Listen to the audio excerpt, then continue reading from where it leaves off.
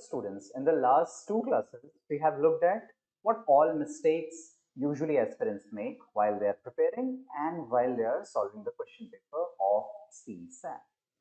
Along with that, we also looked at a particular strategy which may be customized for you, exactly how you have to assess yourself for scoring more than 70 plus marks in CSAT.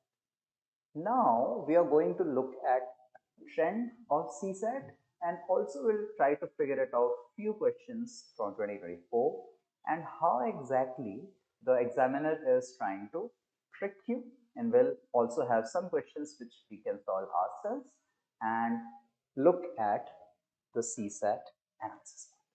Right? We'll begin.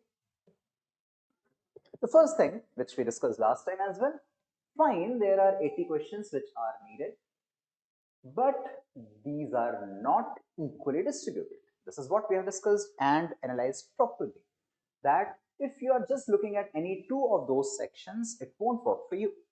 Actually, it doesn't work for anybody until and unless you are very exceptional in any two of these. That's why we try to figure it out how exactly we should approach, which we discussed in the last class. Now, we need total 27 questions, correct? This is clear, net 27 questions. This is what we need to score 33 plus percentage marks out of 2. But when we look at the pattern, maths and quantitative aptitude, if you look at the last 10 years of questions from 2015, you can see a specific trend of increasing the number of questions. Earlier, it was around 28. So we have 27 equally distributed. We had earlier this number, 28, 30, 25, but it started increasing. Let's see, even reached 45, 36, 38, 43, 38. That means there is a little preference to maths and quantitative. We also understood earlier why you shouldn't be very fearful of it and how exactly we can approach. But just rotting some formula will not help. At least we are clear with the fact that we cannot ignore quant and maths. Just last year, 38 questions out of 80. If you just look at the reasoning part, just 15 questions in 2020, even as low as 11 last year. You can see earlier 22, 22, 25, fine, good enough, around equal footing, but it started decreasing, reached even 10, 17, 15, 11, 15. Consistent decline from reasoning. This is the pattern. How much more you can get? Maybe maximum 20 questions. But the trend here shows for last 5-6 years, just highest 17 and 18. You must be very clear about what all questions you are going to touch. However, just note to have it in your mind, sometimes there is confusion between maths and reasoning questions. You may feel like it's a math question, but it may be a reasoning question. And that's why sometimes these numbers are usually shown a little less. We'll also discuss how some of the maths questions are actually all the math questions, all the quant questions will have some sort of reasoning, because maths is obviously a logic based overall, right? This is the situation of reasoning. Next, reading comprehension. Reading comprehension has been consistent, 30, 28, 30, 25, 30, 25, 27, 27, 26, 27, fine, on equal footing. 1/3 of the questions will be asked from reading comprehension, and that has been the trend throughout.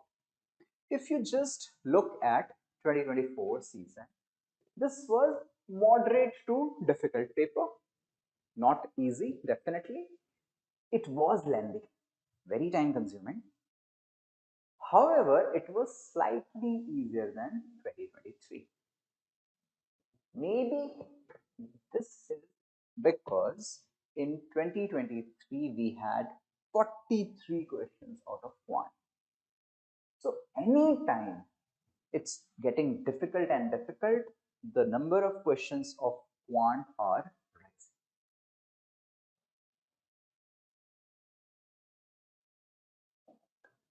Just look at the difficulty level for CSAT 2024. In case of math, there were 8 easy questions, around 15 to 17 moderate questions, and difficult questions were more than 10, 100%, and maybe numbers are around 12.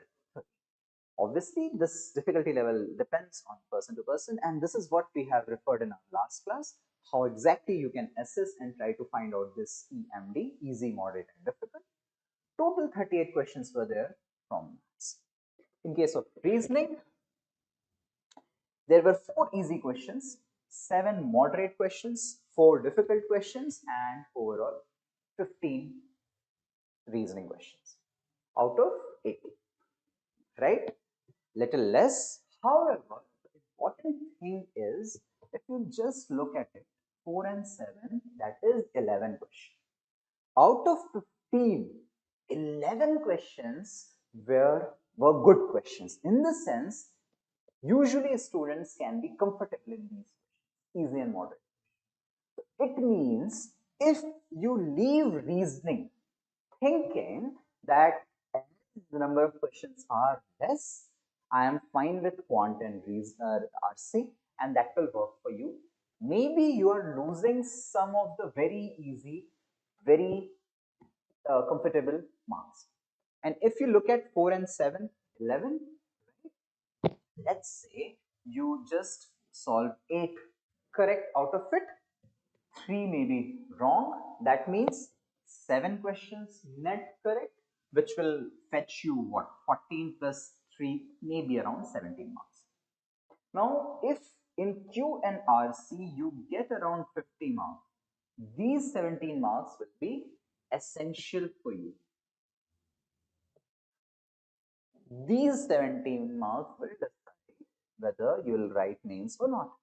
And this is why reasoning becomes crucial. It's not about number of questions. It's about how easy they are solvable. Out of 15, just 11 easy and moderate questions. Clear? Next is reading comprehension. This is a tricky area. Why? If you're good at it, obviously you can solve more questions. However, in that scenario too, there can be some questions and even options which might be confusing. You may not be able to understand those options properly. In that scenario, this is the problem. In reading comprehensions, as you can see, more questions are in the difficult category. And even if you add these two, 10 and 4, 14, 13 to 14, that is just 50%. 50% of all these questions are difficult. So you have to be very cautious when you are dealing with reading comprehension. You have to practice, but all strategies are involved. We have discussed few in the last class, and as we progress with these classes, we will discuss more about how exactly you can tackle reading comprehension and at least score 40 plus marks in this. If you are not really good at it, and if you're good at it, 50 to 60 marks in reading comprehension won't be a big problem. Right. Now we'll look at few questions. These questions may be analytical reasoning, based on analytical reasoning, based on quant, maybe, and a passage as well. Let's just have a look at it. What is the least possible number of cuts required to cut a cube into 64 identical pieces? This is not a part of question. So you have just this question with you. The most important thing is not to solve the question, but at this juncture to understand what exactly is being asked and how we will approach this. This is something which is given in the exam, and I have just taken the screenshot. Least possible number of cuts for a cube 64 identical pieces. So you can understand, if it's a cube, it's a three-dimensional entity. 64 is cube of something, and it's not a very difficult number. You can just start multiplying. You can understand 8 8s are 64. So in that scenario, 4 into 4, 16, into 4, 64. So if you just take a cube root of it, you will have 4 with you. A very simple understanding, a very simple thing. 4 cube is 64. You have this understanding with you. Clear? Now what we are looking at? We have to cut. First of all, you will make a cube. I think making a cube should be easy for you. If not, first of all, make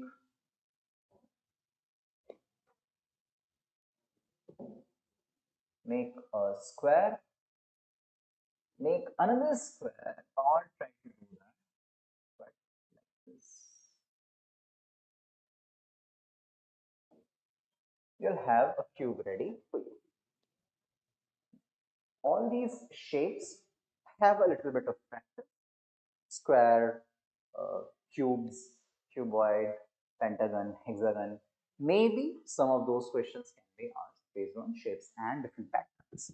Now we have to cut this cube in equal parts, which will have 64 identical pieces. Now, as it's 4 cube, right?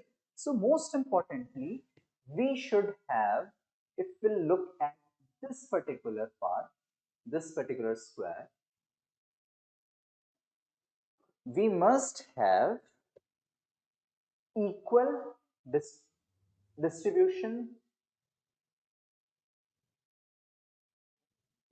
of 4, right? That means this line itself must be equally divided in 4 pieces. So if we'll have, we can have 1, 2, 3. If you make these cuts, or what you can do out of it, just divide here equally.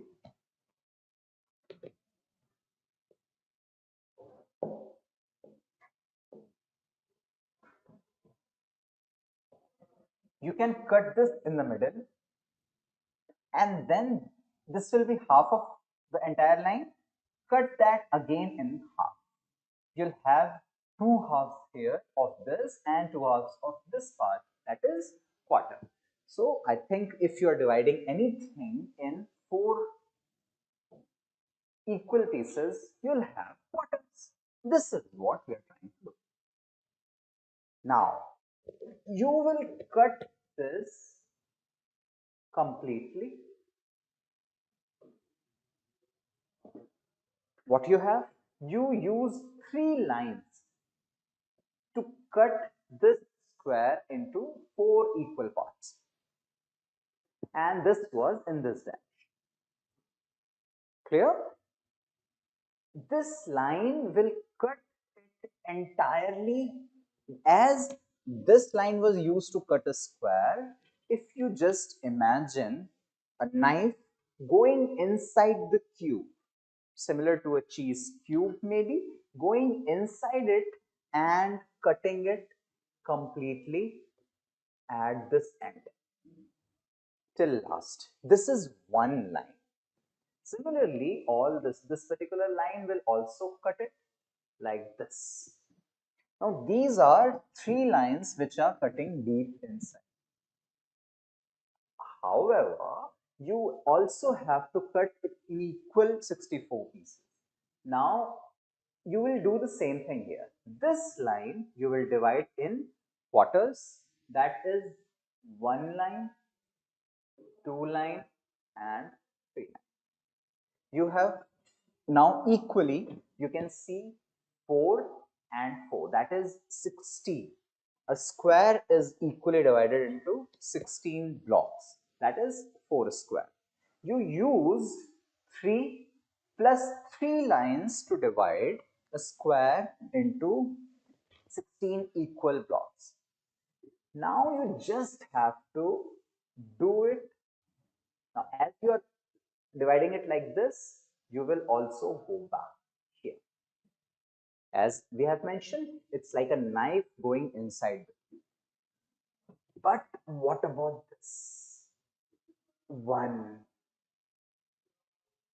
2, and so that again from upward you can cut these equally. And as we were saying, just take a knife or a sword and put it like this in all the levels. This at the initial junction may look a little difficult, but most important thing is, let's say you have your cube ready and you have this understanding. Each of these lines, to divide each of these lines into 4 equal parts, you just need 3 cuts. 1, 2, 3. 1, 2, 3. 1, 2, 3. That's it. And as these 3 lines, these which are 3 axes, have 4 equal parts, just 3 cuts are creating those 4 equal parts. For a cube, just these 3 cuts in each axis will provide you 64 identical cubes.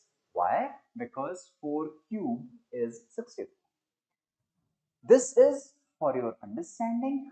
More importantly, if you want to devote less time into it, just imagine 3 axes with 4 centimeters, 4 inches, or just 4 units. There you will cut it 3 times to get 4 equal blocks, 4 equal sizes, and when you will do the cube of it, you will get 64. That means 3 cuts in each axis or each line is sufficient. So 3 for x-axis, or 3 for one, 3 for another axis, 3 for third axis. 3 plus 3 plus 3. You'll have 9. Hope it's clear. When we are thinking in terms of cubes, first of all, we have to be very cautious. It's a 3D. For a 3-dimensional entity, you have to look at all the axes, all the 3 axes. And in that scenario, if you just cut it 3 times, it will provide you 4 equal cuts. And in total, 64 identical cubes or identical pieces. Clear? Now,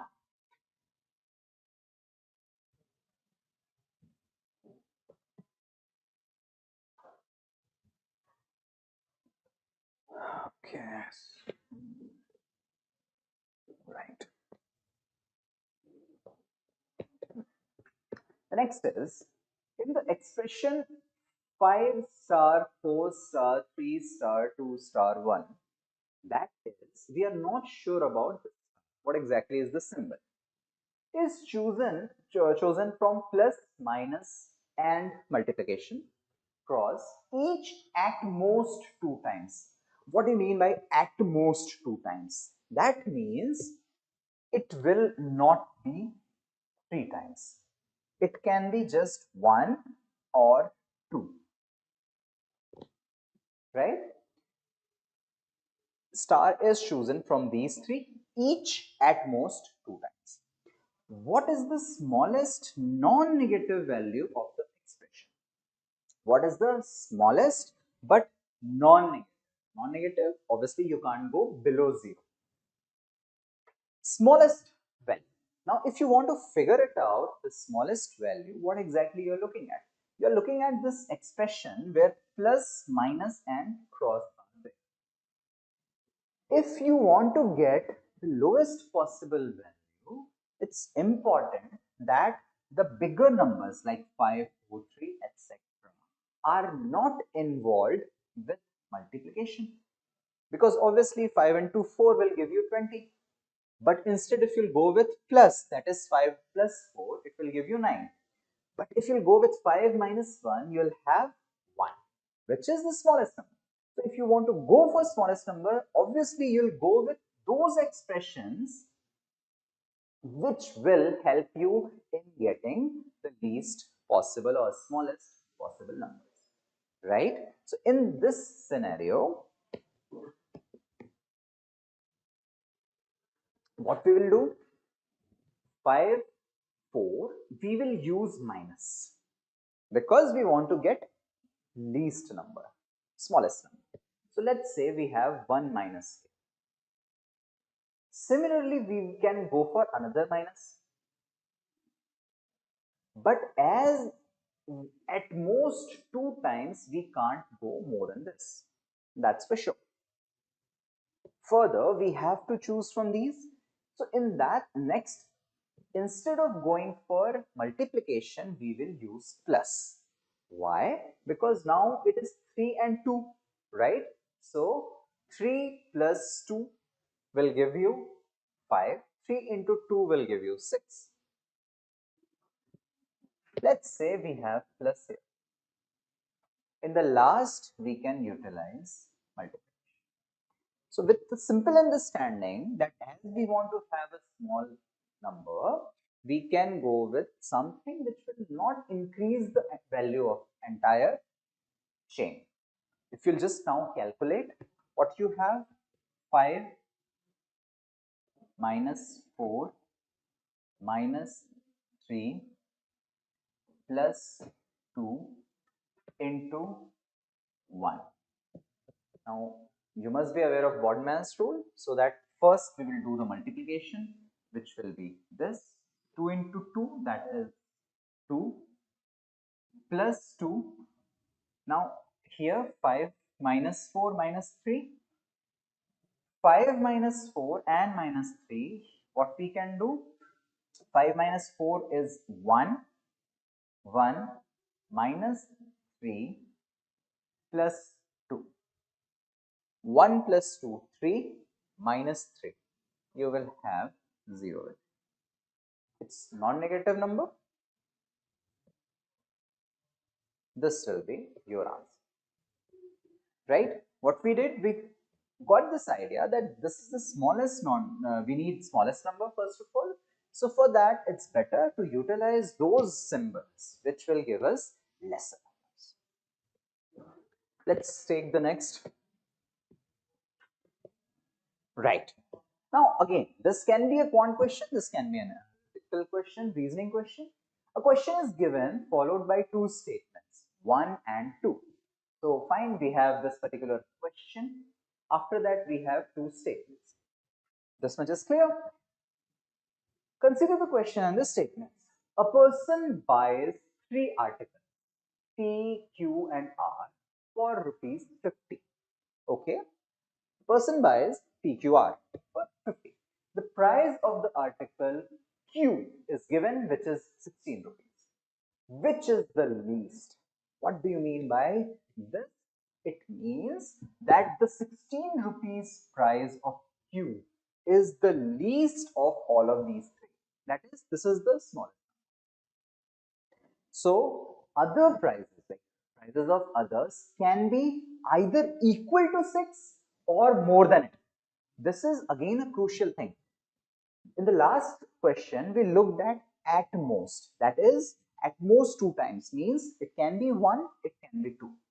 In this scenario, as it is at the least price, means no other price can be less than 16, but it can be 16 or more, right?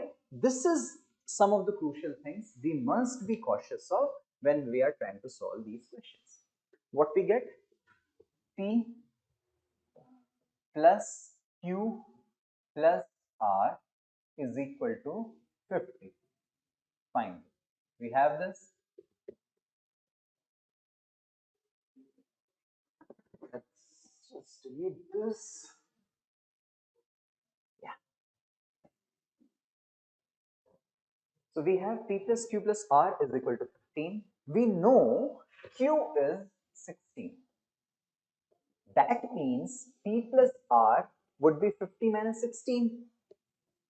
So P plus R would be 34, right? 50 minus 16, 34. But we are not certain about how much P is or how much R is, right? Now you look at this 34, as the price of the article Q is 16, which is the least, P should be greater than 16 or equal to 16. You must be aware of this particular symbol, greater than equal to. P is greater than equal to 16 because 16 is the least. Similarly, R is also greater than equal to 16. Now in total, it's 34. More than 16 is what? 17. If P is 17, R would be 17 because 17 plus 17, 34. But if P is 18, right, what will be R? 16. Fine. We are fine with this. Why? Because R can be equal or greater than 16. So it's fine. But if P is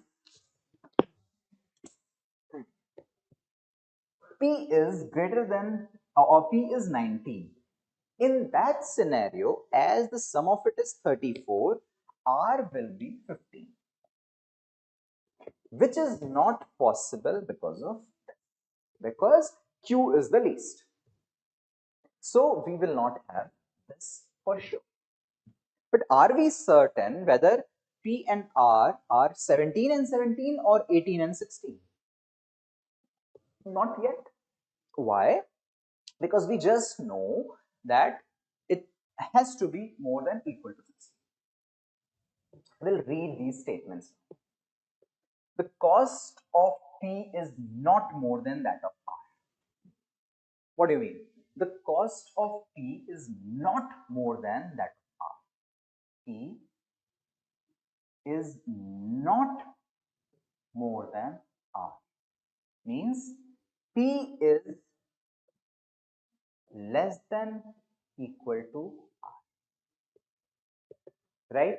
So P can be, and similarly, see, P is 17, 18, it can also be 16, and R can be 18, because we are not sure which is bigger at this junction.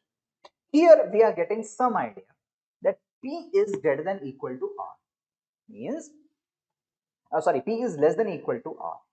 So in that scenario, P can be equal to R here, like this, or P can be less than R, like this. So we have two options now. Fine. From the first statement. From the second statement, the cost of R is not more than that of P. What do you mean by that? The cost of R is not more than P.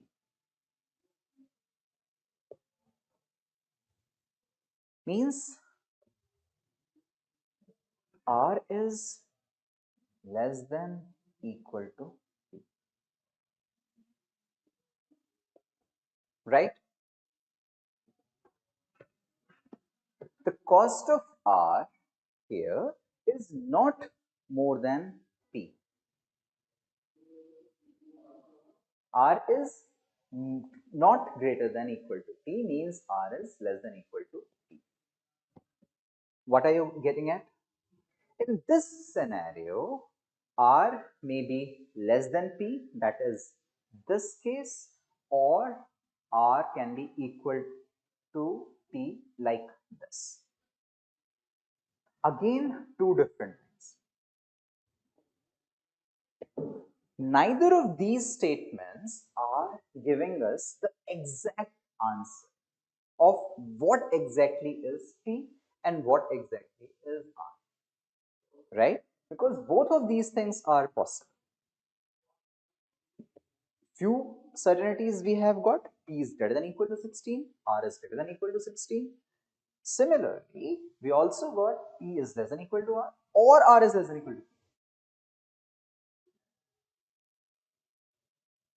So let's say we look at the question again. What is the price of the article P? Are we sure what is the price of article P? Because the cost of P is not more than that of R. This we have got, there are two options. The cost of R is not more than that of P. Again, we have two options. In that scenario, if we look at the options, which one of the following is correct in respect of above question and this statement? The question can be answered by using one of the statements alone, but cannot be answered using other statement. Not sure. The question can be answered by using either statement alone. Again, not possible, because using just one statement, we are not able to answer this properly. The question can be answered by using both the statements together, but cannot be answered using either statement alone. Next is, the question cannot be answered even by using both the statements together. We are looking at both the statements. P is less than equal to R is less than equal to P. If in that scenario we will take both of these, we are not certain other than one case where P is equal to R. In this scenario, R is equal to P and P is equal to R. So the cost of P is not more than R, that is, let's say both are 17. Cost of P is not more than that of R, and the cost of R, that is 17, is also not more than that of P, and both are more than 16, which is the least, and sum of these will give you 50. That means the question can be answered using both the statements together, but cannot be answered using either statement, right? We have taken little more time in solving this. Why? Because we are trying to figure out what does this least mean, what does this not more than means, and here again not more than means. Once you have understood this, it will be much easier to solve and quicker you will be able to solve these type of questions. And this is when we finally think that the question here is not of maths per se, but it is more to do with your analytical understanding. How exactly you are approaching this, how exactly you are trying to solve this. We'll go for the next question now. Yeah. Right. How many consecutive zeros are there at the end of integer obtained in the product? 1 squared, 2 power 4, 3 power 6, 4 power 8, so on to 25 power 50. What is this question? If you look at it, it will look a very, very difficult question, something which we definitely are not certain about how to approach, right? But what they want to know is just consecutive zeros at the end. They don't want you to calculate everything, right?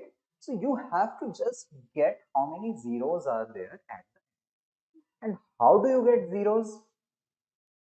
You either get zeros through zero itself,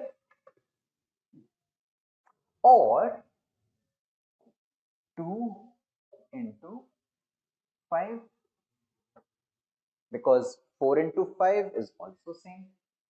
If you will do 4 into 10, again you can break it into 2 into 5. That will give you a 0. Clear? So you have to figure it out how you are going to get zeros at the end of this. 1 square, 2 to the power 4, 3 to the power 6. That means even the powers are increasing. How? 2, 4, 6, 8, 10, so on till 50. Means for each number, say 1 square, 2 to the power 4, 3 to the 6, 4 to the 8. So if it's 5, the next will be 5 power, next will be 5 power 10.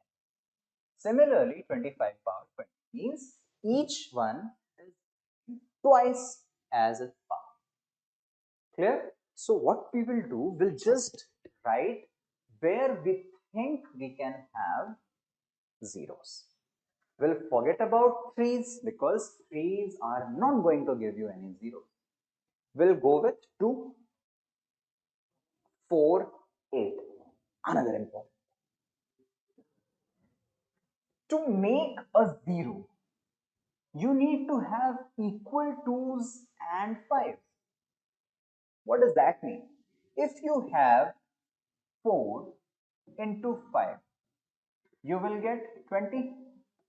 Still 1 0, just 1 0. Even when there was 2, it's still 1 0. You will get 2 zeros only when you will have 2 5's, means 4 into 25. You will have 100. 2 zeros. You have 2 square, 5 square. You have 2 2's and 2 5's, right? Then you're getting 2 zeros. That means, let's say you just figure it out any one of the 2's or 5's, you will be able to get your zeros. If you look here, 2 power 4, 4 power 8, you'll also have 6. Obviously, you'll have more even numbers. Half of these should be even numbers. That means power of 2, that is number of 2's will be very high. But you need 5's as well to have zeros. So if you are calculating total number of 5's, anyway you will have more number of 2's here. Number of 5's will determine how many zeros you are having. I hope this is clear. Right? You have to find out consecutive zeros. So you have to get 2 into 5. But number of 2's are obviously too much.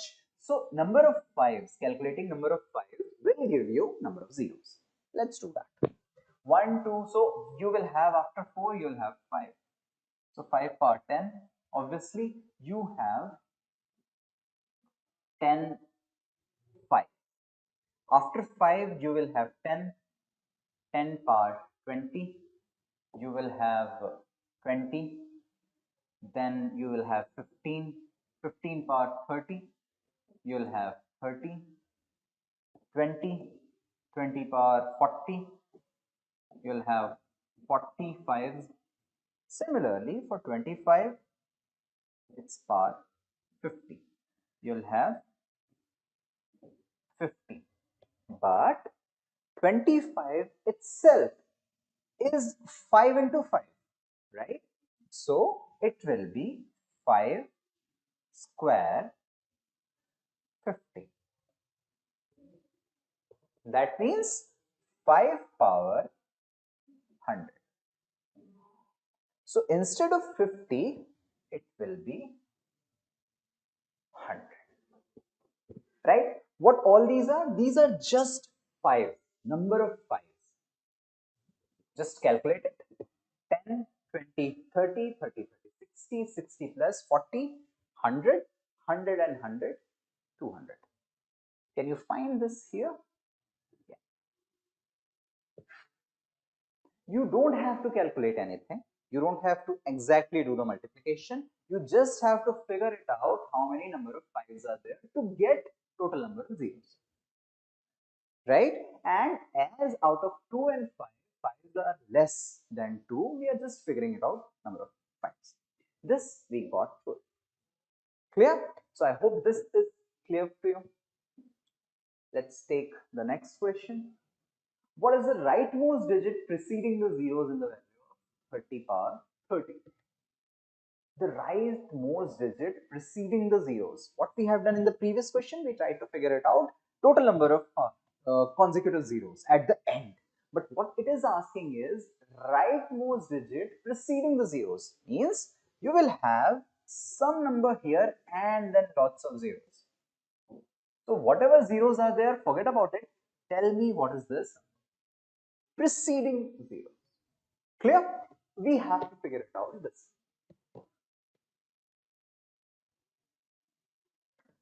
Take 30 power 30, for example, right? What is 30? 30 is 3 into 10 power 30, right? You can write this as 3 power 30 into 10 power 30.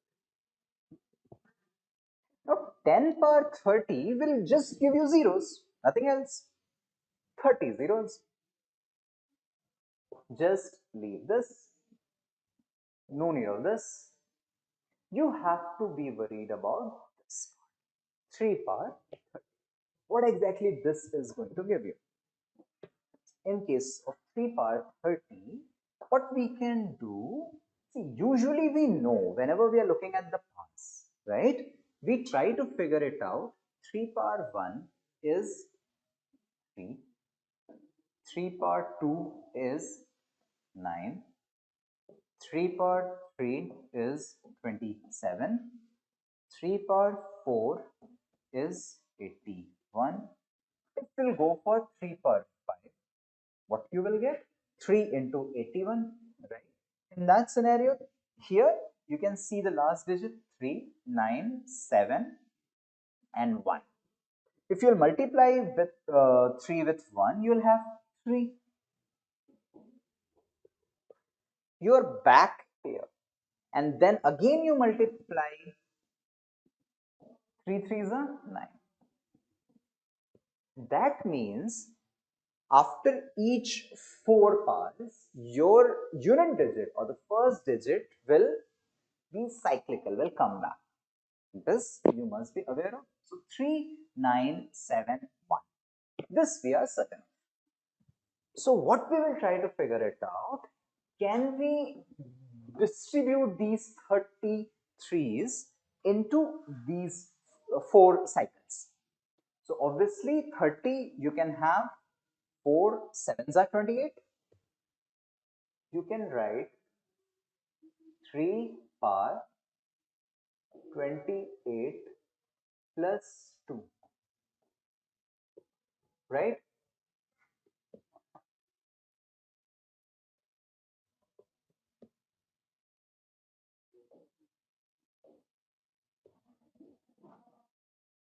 In this scenario, all of this will give you 1, right? Because 3 power 28 will give you just 1 in your unit. Whatever the numbers are here, doesn't matter. We are talking about the last digit or the first digit preceding 0. And from 2, that is 3 power 2, you will have your 9. Now you multiply this 9 with 1, you will have 9. That means the number which will be the last or rightmost preceding all the zeros will be 9. Right? It may look a difficult question at the beginning, but as you start breaking it down, it will give you a simple answer. And usually, most of the questions from CSAT are of this particular. Let's take another, or maybe this time take a passage. Just have a look at it. It's a small passage, that's why we try to figure it out. However, there are 2 questions here. What is the passage? By the time children reach class 8, the bulk of them tend to be in the age range of 13 years to 15 years. Okay. While we are starting with this, it doesn't look very philosophical. It's not something which is out of extraordinary. It's talking about children and maybe education. So we are fine with this. So as we are reading this particular passage, we get the idea that this particular comprehension has a simple tone. It's It may be philosophical, may be opinionated, may be factual, which we will get after we read a little bit more. But this is something, the area which we are familiar with. It is not talking about quantum physics. It is not talking about something very modern, very highly technical. It's talking about simple things. Fine. But in our country, maybe India, about a quarter of all children in class 8 struggle with reading simple text, and more than half are still unable to do basic arithmetic operations like division. Now, if this is a factual question, because we are not sure about the question at this moment, if this is a factual passage and we have to answer to factual terms, this is something which we have to be cautious of, because there are some facts which are given. But we'll proceed. Every year, about 25 million young boys and girls from elementary school move into the life that lies for them beyond compulsory schooling. Okay, so they go beyond it. Means maybe they pass out. They cannot enter the workforce, at least in the organized sector, till they are 18. Okay, they talked about 13 years to 15 years education, and then they're saying they cannot enter, like children cannot enter till they are 18. Obviously, for many families, these children are the first from their families ever to get this far in school. Parents and children expect that such graduates, now it's in quotes, from school will go on to high school and college. They are graduating from class 8. That's why graduates are in the quotes. So they may go to high school 9, 10, 11, 12 or college. Hardly anyone wants to go back to agriculture. Okay, another point. On the other hand, abilities in terms of academic competencies are far lower than they should be, even based on the curricular expectations of class 8. What do you feel about this? Fine, there are some facts, but it's more about a little bit opinion. It's not a philosophical passage. It's not entertainment related passage. It's not very technical. It's relatively general passage with some facts and some opinions. Now we'll look at the question. What does the question say? Based on the above passage, the following assumptions have been made. Okay, there are some assumptions. For effective school education, parents have greater role than the governments. Interesting. There is no mention of government or their role as such. However, there is a talk of expectation, like parents and children expect that such graduates from school will go on to high school and college. That is some expectation. But this is not talking about roles, right? And anyway, for effective school education, parents have greater role than the governments. Seems like a statement where you are putting burdens on parents. As you are preparing for an exam where you will be going to part of government, do you think government will openly say something like this? They can't put all the burden of education on parents. And as nothing of that sort is given in the passage, we may say that this is not a good assumption out of this particular passage. The next is school curriculum that conforms to today's requirements and is uniform for the entire country may address the issue brought out. There has been no discussion of such sort here. There is no idea of curriculum which is uniform. Fine, there should be, even based on curricular expectation, okay, something about it, but no uniform curriculum. So again, this assumption doesn't look good. So neither one nor two. We'll take the next question, the same passage. We'll take the next question. There are two questions from this passage. Which one of the following statements best reflects the central idea conveyed by the passage? Okay, that's fine. Total eradication of poverty in the country will resolve the issue of underperformance of our school children. Has there been any talk of poverty? Fine, they don't want to go back to agriculture. Okay. They can't go to work till they are 18 in organized sector. Okay. But nothing else, no talk of poverty, and definitely eradication of poverty doesn't look good. Monetary incentives to parents and teachers is a strategy to improve the children's academic performance. Now remember, this looks like a good statement, but there has been no talk of such from this particular passage. In this passage, there is no talk of monetary incentives. Doesn't look good. Public policy should ensure that competencies and achievements of young people are aligned with their expectations. Now, this expectation we have had discussion. Yeah, parents and children expect that such graduates from school will go on to high school and college. Means these children, these young people, are having some expectations. If we say public policy should ensure that competencies and achievement, this is what we are referring to earlier, because here it was talking about competencies and achievement of young people are aligned with their expectation. Okay, this looks like a fine statement. Let's see further. India is not going to take advantage of the demographic dividend unless some school pass outs go back to agriculture. That's an interesting statement. There is talk of nobody wants or hardly anyone wants to go back to agriculture. Okay, but there is no talk of demographic dividend. First of all, on second, the passage does not say that to gain that benefit from demographic dividend, you have to go back to agriculture. And as this is not there, definitely this passage, this assumption does not go well with the passage. In that scenario, only this answer will remain. Clear? More importantly, what we get from these two passages are these options. Fine, you can understand this. This is a small passage. You can read that, maybe answer this. Two things. First of all, in the previous part, we got neither one nor two. That means don't, even though this statement is fine, even this statement may be good, but don't try to put your assumptions, your understanding from your studies in these passages. Whatever is there in the passage has to be in this option, in this the part of this assumption.